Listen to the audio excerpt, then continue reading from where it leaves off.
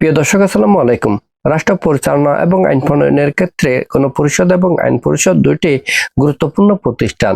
অনেক সময় এই দুইটিকে এক মনে করা হলেও বাস্তবিক পক্ষে এদের গঠন, উদ্দেশ্য এবং কার্যাবলীতে মৌলিক পার্থক্য রয়েছে।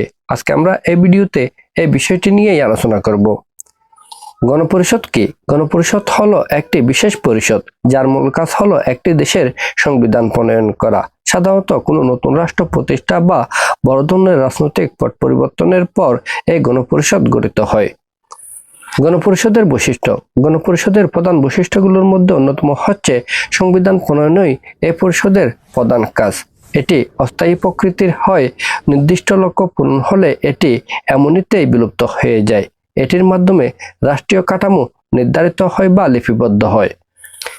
আইন পরিষদ কি? আইন পরিষদ হলো রাষ্ট্রের স্থায়ী আইন প্রণয়নকারী প্রতিষ্ঠান যা সংবিধানের অধীনে পরিচালিত হয়, যা সাধারণভাবে সংসদ বা পার্লামেন্ট নামে পরিচিত। বাংলাদেশের আইন পরিষদের নাম বাংলাদেশ জাতীয় সংসদ।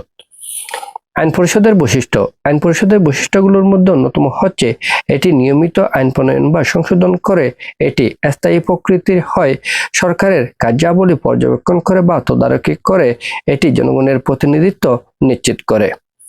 পরিশেষে বলা যায়, গণপরিষদ এবং আইন পরিষদ এক নয়, বরং তাদের কাজ বা গুরুত্ব ভিন্ন স্তরে অবস্থিত। গণপরিষদ একটি দেশের ভিত্তি বা সংবিধান রচনা করে, আর আইন পরিষদ সেই সংবিধানের অধীনে রাষ্ট্র পরিচালনার জন্য আইন তৈরি করে বা সংশোধন করে।